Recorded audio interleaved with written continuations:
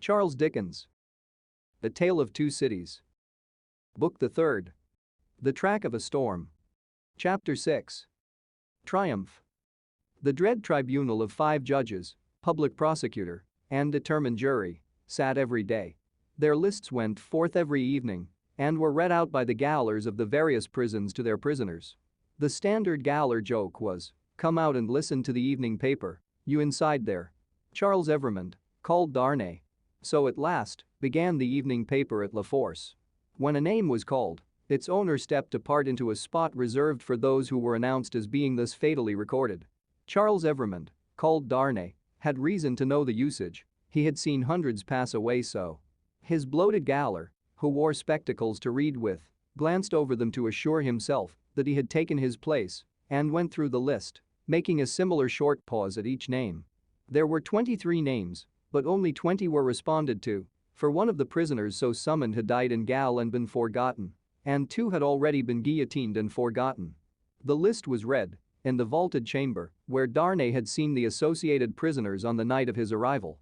Every one of those had perished in the massacre, every human creature he had since cared for and parted with had died on the scaffold. There were hurried words of farewell and kindness, but the parting was soon over. It was the incident of every day, and the Society of La Force were engaged in the preparation of some games of forfeits and a little concert for that evening. They crowded to the grates and shed tears there, but 20 places in the projected entertainments had to be refilled, and the time was, at best, short to the lock-up hour, when the common rooms and corridors would be delivered over to the great dogs who kept watch there through the night. The prisoners were far from insensible or unfeeling. Their ways arose out of the condition of the time. Similarly, though with a subtle difference, a species of fervor or intoxication, known, without doubt, to have led some persons to brave the guillotine unnecessarily and to die by it, was not mere boastfulness, but a wild infection of the wildly shaken public mind. In seasons of pestilence, some of us will have a secret attraction to the disease, a terrible passing inclination to die of it. And all of us have like wonders hidden in our breasts, only needing circumstances to evoke them. The passage to the conciergerie was short and dark. The night in its vermin-haunted cells was long and cold. Next day, 15 prisoners were put to the bar before Charles Darnay's name was called. All the 15 were condemned, and the trials of the whole occupied an hour and a half. Charles Evermond, called Darnay, was at length arraigned. His judges sat upon the bench in feathered hats, but the rough red cap and tricolored cockade was the head-dress otherwise prevailing. Looking at the jury and the turbulent audience, he might have thought that the usual order of things was reversed and that the felons were trying the honest men. The lowest, cruelest, and worst populace of a city, never without its quantity of low, cruel, and bad, were the directing spirits of the scene, noisily commenting, applauding, disapproving, anticipating, and precipitating the result, without a check. Of the men, the greater part were armed in various ways. Of the women, some wore knives, some daggers, some ate and drank as they looked on, many knitted. Among these last was one with a spare piece of knitting under her arm as she worked. She was in a front row, by the side of a man whom he had never seen since his arrival at the barrier, but whom he directly remembered as Defarge. He noticed that she once or twice whispered in his ear and that she seemed to be his wife, but what he most noticed in the 2 figures was that although they were posted as close to himself as they could be, they never looked towards him. They seemed to be waiting for something with a dogged determination, and they looked at the jury, but at nothing else.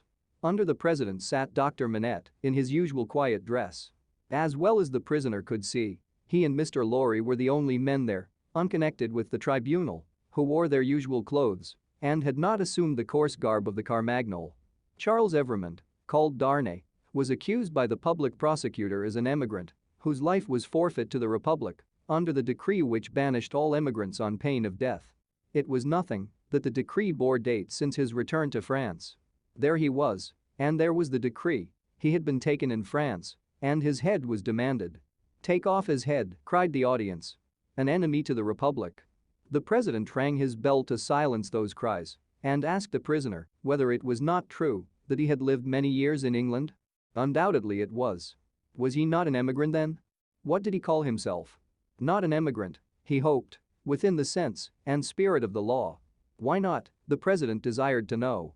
Because he had voluntarily relinquished a title that was distasteful to him, and a station that was distasteful to him, and had left his country, he submitted before the word emigrant in the present acceptation by the tribunal was in use to live by his own industry in England, rather than on the industry of the overladen people of France.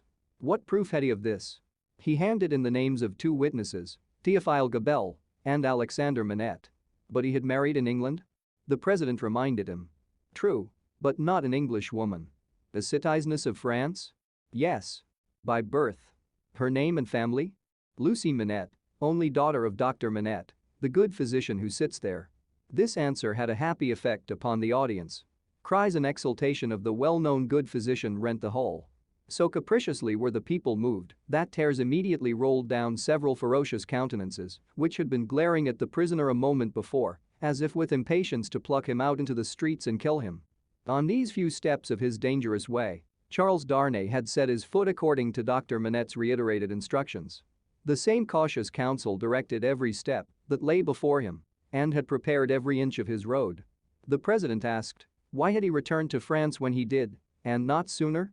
He had not returned sooner, he replied, simply because he had no means of living in France, save those he had resigned, whereas, in England, he lived by giving instruction in the French language and literature. He had returned when he did, on the pressing and written entreaty of a French citizen who represented that his life was endangered by his absence. He had come back to save a citizen's life and to bear his testimony, at whatever personal hazard, to the truth. Was that criminal in the eyes of the Republic? The populace cried enthusiastically, no, and the president rang his bell to quiet them. Which it did not, for they continued to cry no until they left off, of their own will. The president required the name of that citizen. The accused explained that the citizen was his first witness. He also referred with confidence to the citizen's letter, which had been taken from him at the barrier, but which he did not doubt would be found among the papers then before the president. The doctor had taken care that it should be there, had assured him that it would be there, and at this stage of the proceedings it was produced and read. Citizen Gabelle was called to confirm it, and did so. Citizen Gabelle hinted, with infinite delicacy and politeness, that in the pressure of business imposed on the tribunal by the multitude of enemies of the Republic with which it had to deal, he had been slightly overlooked in his prison of the Abbaye, in fact, had rather passed out of the tribunal's patriotic remembrance until 3 days ago, when he had been summoned before it and had been set at liberty on the juries declaring themselves satisfied that the accusation against him was answered, as to himself, by the surrender of the citizen Evremond. Called Darnay. Dr. Manette was next questioned. His high personal popularity and the clearness of his answers made a great impression, but, as he proceeded, as he showed that the accused was his first friend on his release from his long imprisonment, that the accused had remained in England, always faithful and devoted to his daughter and himself in their exile, that, so far from being in favor with the aristocrat government there, he had actually been tried for his life by it, as the foe of England and friend of the United States, as he brought these circumstances into view. With the greatest discretion and with the straightforward force of truth and earnestness, the jury and the populace became one. At last, when he appealed by name to Monsieur Laurie, an English gentleman then and there present, who, like himself, had been a witness on that English trial and could corroborate his account of it, the jury declared that they had heard enough and that they were ready with their votes if the president were content to receive them. At every vote, the jurymen voted aloud and individually. The populace set up a shout of applause. All the voices were in the prisoner's favor, and the president declared him free. Then began one of those extraordinary scenes with which the populace sometimes gratified their fickleness or their better impulses towards generosity and mercy, or which they regarded as some set-off against their swollen account of cruel rage. No man can decide now to which of these motives such extraordinary scenes were referable. It is probable to a blending of all the three, with the second predominating. No sooner was the acquittal pronounced than tears were shed as freely as blood at another time, and such fraternal embraces were bestowed upon the prisoner by as many of both sexes as could rush at him, that after his long and unwholesome confinement he was in danger of fainting from exhaustion. Nonetheless, because he knew very well that the very same people, carried by another current, would have rushed at him with the very same intensity to rend him to pieces and strew him over the streets. His removal, to make way for other accused persons who were to be tried, rescued him from these caresses for the moment. 5 were to be tried together. Next, as enemies of the Republic, far as much as they had not assisted it by word or deed. So quick was the tribunal to compensate itself and the nation for a chance lost that these 5 came down to him before he left the place, condemned to die within 24 hours. The first of them told him so, with the customary prison sign of death, a raised finger, and they all added in words, "Long live the Republic."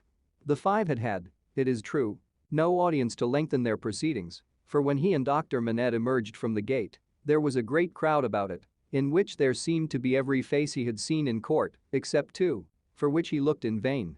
On his coming out, the concourse made at him anew, weeping, embracing, and shouting, all by turns and all together, until the very tide of the river on the bank, of which the mad scene was acted, seemed to run mad, like the people on the shore. They put him into a great chair they had among them, and which they had taken either out of the court itself, or one of its rooms or passages. Over the chair they had thrown a red flag, and to the back of it, they had bound a pike with a red cap on its top. In this car of triumph, not even the doctor's entreaties could prevent his being carried to his home on men's shoulders, with a confused sea of red caps heaving about him and casting up to sight from the stormy deep such wrecks of faces that he more than once misdoubted his mind being in confusion and that he was in the tumbril on his way to the guillotine. In wild dreamlike procession, embracing whom they met and pointing him out, they carried him on. Reddening the snowy streets with the prevailing Republican color, in winding and tramping through them, as they had reddened them below the snow with a deeper dye, they carried him thus into the courtyard of the building where he lived. Her father had gone on before to prepare her, and when her husband stood upon his feet, she dropped insensible in his arms. As he held her to his heart and turned her beautiful head between his face and the brawling crowd, so that his tears and her lips might come together unseen, a few of the people fell to dancing. Instantly, all the rest fell to dancing, and the courtyard overflowed with the Carmagnole. Then, they elevated into the vacant chair a young woman from the crowd to be carried as the goddess of liberty, and then swelling and overflowing out into the adjacent streets and along the river's bank and over the bridge, the Carmagnole absorbed them every one and whirled them away. After grasping the doctor's hand, as he stood victorious and proud before him, after grasping the hand of Mr. Lorry, who came panting and breathless from his struggle against the waterspout of the Carmagnole, after kissing little Lucy, who was lifted up to clasp her arms round his neck, and after embracing the ever-zealous and faithful Pross who lifted her, he took his wife in his arms and carried her up to their rooms. "Lucy, my own, I am safe. Oh, dearest Charles, let me thank God for this on my knees as I have prayed to him." They all reverently bowed their heads and hearts. When she was again in his arms, he said to her, "And now speak to your father, dearest. No other man in all this France could have done what he has done for me." She laid her head upon her father's breast, as she had laid his poor head on her own breast, long, long ago. He was happy in the return he had made her. He was recompensed for his suffering. He was proud of his strength. "You must not be weak, my darling," he remonstrated. "Don't tremble so. I have saved him,